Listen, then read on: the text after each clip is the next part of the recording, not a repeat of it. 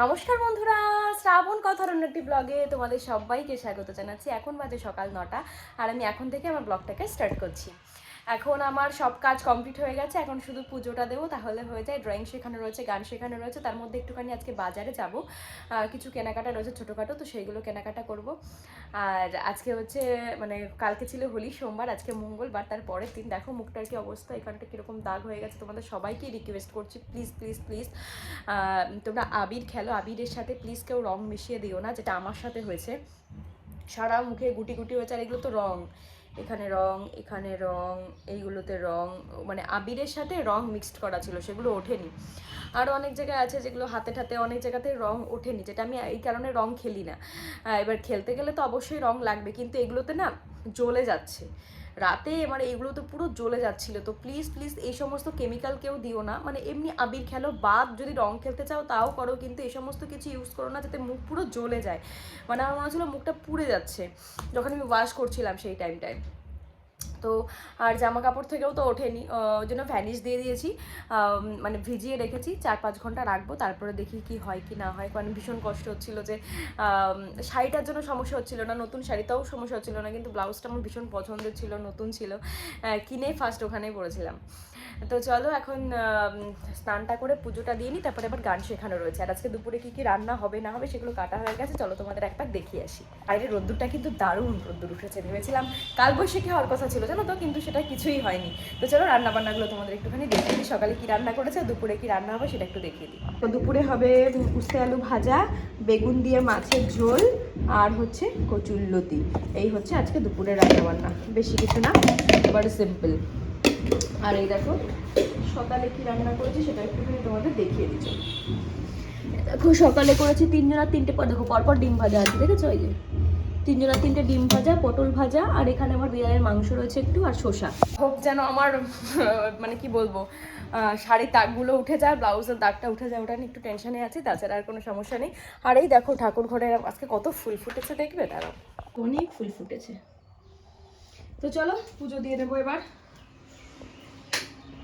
এখন রেডি হয়ে বেরিয়েও পড়েছি, যাচ্ছি বাজারের দিকে। তোমাদেরকে বললাম রেডি হয়ে বলতে পুজো করার পরে খাওয়া দাওয়া করলাম, তারপরে আবার গান শেখালাম, গান শিখে এখন যাচ্ছি। এখন গিয়ে কাজবাজগুলো করে এসে আবারও কাজ রয়েছে, তো কি করি না করি অবশ্যই তোমাদের সেগুলো শেয়ার করবো।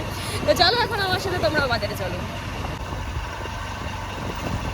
বাইরে দেখো রোদ্দুর উঠেছে কত, ভেবেছিলাম আজকে নাকি বৃষ্টি হবে বলছিল সবাই, তো বরঞ্চ রোদ্দুরটা আজকে যেন বেশি। বাজার থেকে কেনাকাটা করে কেবল বাড়িতে আসলাম, আর একদম ভালো লাগছে না, বাইরে কি রোদ্দুর জানো। আর তোমাদের একটা জিনিস বলাই হয়নি, ওই যে তোমাদের কাপড় বলেছিলাম না দাগ লেগে রয়েছে, তারাও দেখাচ্ছে, দেখবে পুরো ক্লিয়ার হয়ে গেছে। মানে ভ্যানিশটা সত্যিই ভীষণ কাজ দিয়েছে, তোমাদের একটু দেখাই দাঁড়াও। এই যে দেখো আমার কাপড়টাকে মেলে দিয়েছি, দেখো আর কোনো দাগ নেই, পুরো ক্লিয়ার হয়ে গেছে। এই যে দেখো এখানটাতে পুরো দাগ ভর্তি হয়েছিল, তো এটা একদম ক্লিয়ার হয়ে গেছে।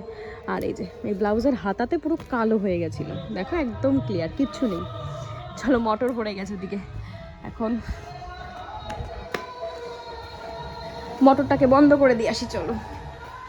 আর বাজারে গেছিলাম কিছু জিনিস, ও তোমাদের দেখানোই হয়নি না, দেখো গাছ থেকে একদম পাকা বেল হলুদ হয়ে গেছে, দেখেছো কি সুন্দর পাকা, গন্ধটাও দারুণ। তোমরা তো গন্ধ পাচ্ছ না, কিন্তু সত্যি দারুণ, একদম পুরো পেকে গেছে। আর এদিকে দেখো বাজার থেকে কি কি নিয়ে আসলাম।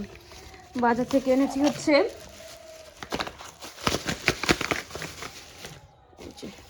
একটা সেন্সোডাইন নিয়ে আসলাম, আর একটা আমার ওষুধ নিয়ে আসলাম।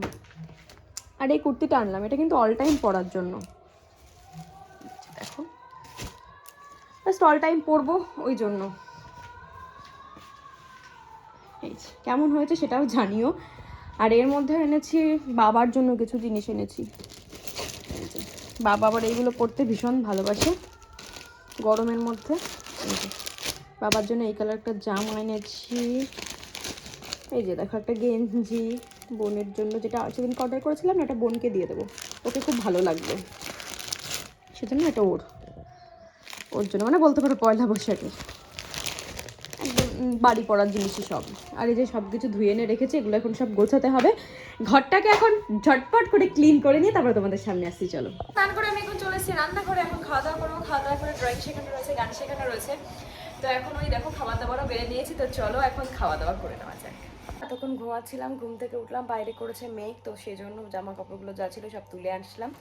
আর আমি যখন ঘুমাচ্ছিলাম তখন একটা পার্সেল এসেছিলো, যে তোমাদের বলেছিলাম না ওই যেদিন অর্ডার করেছিলাম ওই কাঁচ আর পুঁথি, যেগুলো এখানে না প্রচুর দাম নিয়েছিল, তো ফ্লিপকার্টে দেখেছিলাম দামটা বেশ কম ছিল।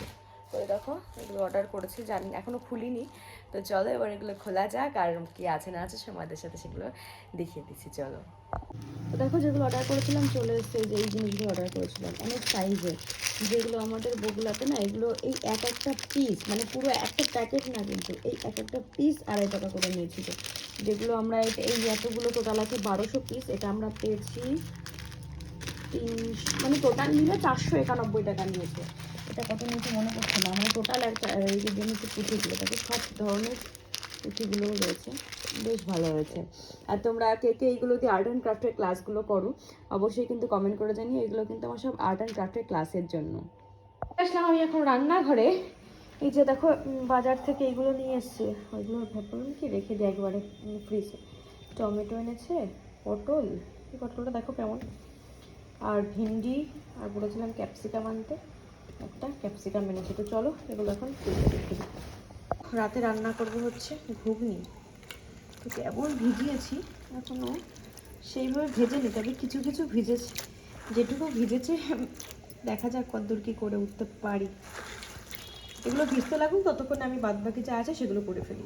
এখানে ঘুগনি করার জন্য সব আমার কমপ্লিট। এখানে আদা, রসুন, পেঁয়াজ, লঙ্কা, জিরে এখানে সব আমি পেস্ট করে নিয়েছি। এটা কিন্তু শিলে বেটেছি যাতে টেস্টটা একটু ভালো হয়। আর এটা হচ্ছে পেঁয়াজ কুচি নিয়ে নিয়েছি, আর আলু এই যে ছোটো ছোটো করে কেটে নিয়েছি। এগুলো সব গুছিয়ে রেখে দিচ্ছি, আর আরেকটু ভিজলে তারপরে সেদ্ধ করে নেবো। দাঁড়াও তোমাদেরকে দেখাচ্ছি। এই যে দেখো কিছুটা ভেজেছে, এখনো পুরোটা ভেজেনি, দেখেছো সবগুলো কিন্তু ভেজেনি। এই যে দেখো হচ্ছে আটা মাখাও প্রায় হয়ে গেছে, এটা মাখিয়ে রেখে দেবো, ঢেকে রেখে দেবো, তাহলে রুটিগুলো ভীষণ নরম হয়। তো দেখো আমার এখানে লাল লাল ঘুগনি রেডি হচ্ছে, প্রায় হয়ে গেছে। আর আলুগুলো এত বড় দিয়েছে তাও সুন্দর গলে গেছে, আমি কিন্তু প্রেশারে দিইনি আলুগুলো, শুধু প্রেশার কুকারে এই ঘুগনির মটরগুলোই দেওয়া হয়েছে। তো চলো এখন সুন্দর করে একটু নাড়াচাড়া করে নিই, বেশি খুব একটা বেশি মানে মাখা মাখা করবো না, আবার খুব বেশি ঝোলঝোলও করবো না। আর কিছু সব কিছুই মোটামুটি সিদ্ধ হয়ে গেছে, কিছুক্ষণ বাদেই নামিয়ে নেবো, আর একটু ফুটে নিই চলো।